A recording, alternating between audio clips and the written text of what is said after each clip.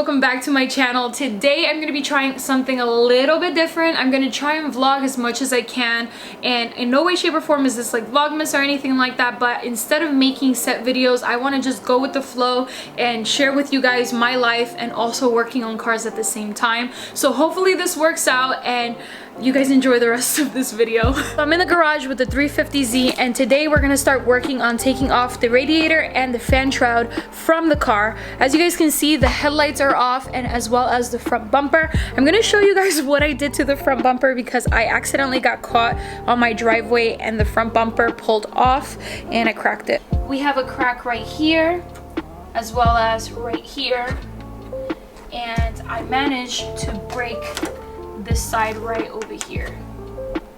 Of course you guys can't see behind me, but I do have more boxes that Mishimoto sent me out. This video is partially sponsored by Mishimoto. They did send out radiator hoses, a radiator, and a fan shroud for this video, and I do have one more package coming in because they were out of stock of the oil cooler, but that should be coming in sometime soon. So when I did pick the piping for the 350Z, I was gonna go with a blue theme for the 350, but I think I'm gonna be doing a red theme. Regardless, it doesn't matter because you can barely see these hoses when you're inside the engine bay, and honestly it doesn't really bother me that much. They can always be replaced later on in the future, but this is what the hoses look like. Oh, I love the new smell of car parts. But anyways, this is what the fan shroud looks like. This is the other side. Pretty shiny, pretty shiny. All right, so here's the star of the show. We got the Mishimoto radiator, the fan shroud, and we also have our hoses and as well as our coolant right over here. So all of these pieces should bring our cooling temperature on the Z a lot better. If you think you're having a bad day, just look at, oh my God. I got transmission fluid everywhere in this garage. It's even on my bumper. Fuck. Alright. I have been completely covered in transmission fluid because I messed up a couple videos ago. I showed you guys on here, or I believe it was on Instagram, that this jack wouldn't go back down, and it was my fault because I had accidentally pressed it and disconnected it off the wall over here when I had this wiring going around the whole entire garage. Now this one stayed up, this one went down, and it was my fault because there was nothing on top of this jack, and you're not supposed to do that. You're supposed to have the weight of your car or something really, really heavy for this to work properly. So I exploded. I had to drain all the transmission fluid off of this jack. It exploded right over there. I did the whole process all over again. I put more transmission fluid in there, and then I put my wheels. I put 3, I stacked them, and then I put myself on top of this one, and I jacked myself up and down. So hopefully this will raise my car.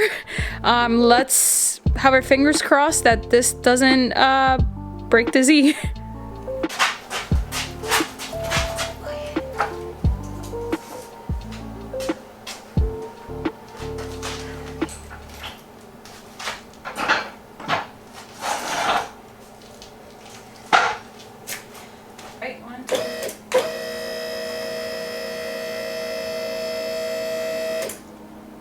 Okay, so the negative battery terminal is off, and now we're going to go ahead and take off the positive. A while back I had a subscriber who sent me these brushes for battery terminals, and pretty much they clean off all the rust and dust that you might have on your battery terminals. It looks like this, and I'm just going to go like that and give it a few swipes like that. And you can't really tell, but I'm going to show you guys really quickly. So that is what the negative battery terminal looks like. It's a lot shinier now that I cleaned it. Now I'm going to show you guys the positive. Do you see how it's kind of dull looking? I'm also going to be using a wire brush to clean these terminals. So I just wanted to do that and show you guys really quickly. That's why I disconnected all of it. Oh, these are so rusty.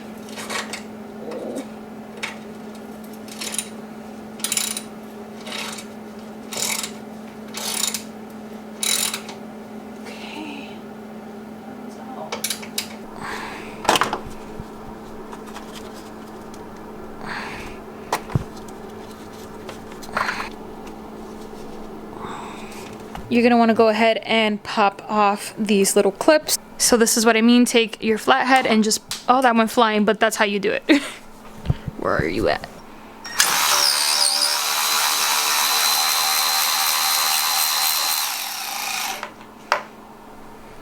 So now that I did all that, I am going to give myself as much room as possible here in my engine bay. I'm going to start off by taking off my strut tower. I'm going to take off the engine cap, and as well as removing the air box right over here for my intake. And then we should have a lot of room to work in here.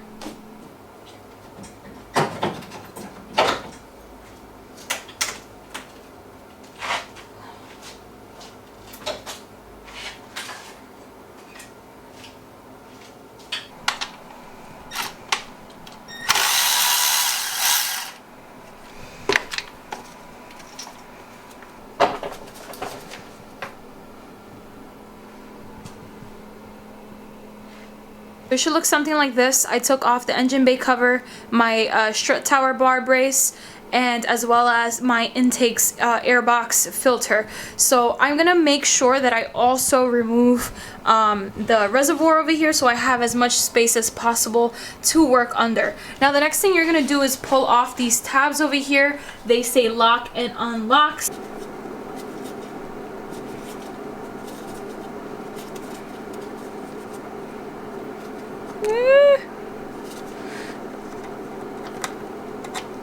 There you go.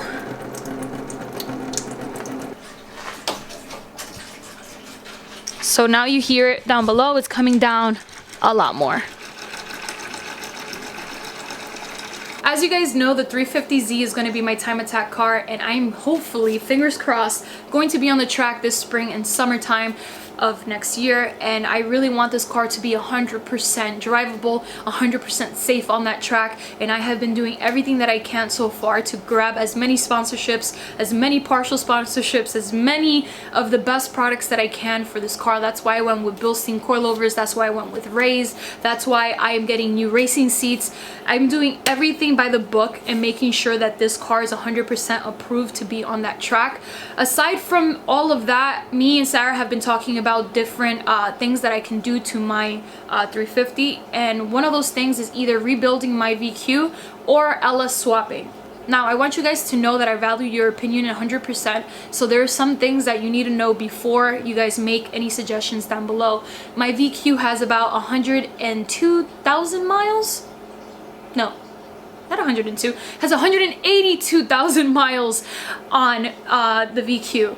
And I don't feel safe supercharging that type of engine when I have no idea what type of condition it's in. So I can rebuild and then supercharge, or I can just go and LS swap and then supercharge that. But you guys, as my McNuggets, I really, really value your opinion. So please let me know in the comments down below what you would do.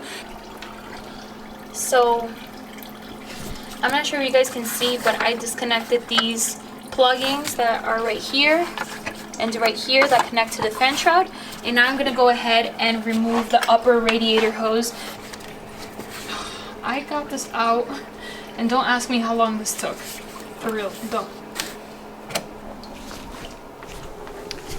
Alright, so I went ahead and I removed the lower radiator hose, so that's why it is kind of leaking still. So go ahead and do that, and now you should be ready to take off everything else.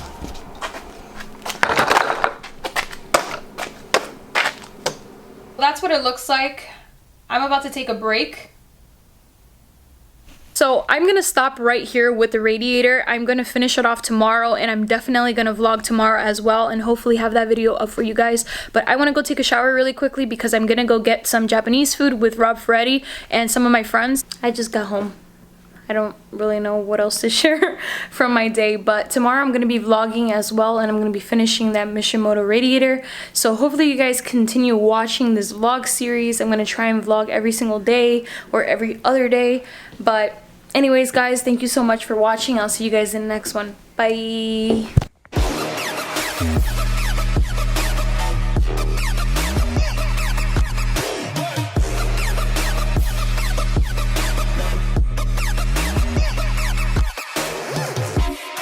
Yeah.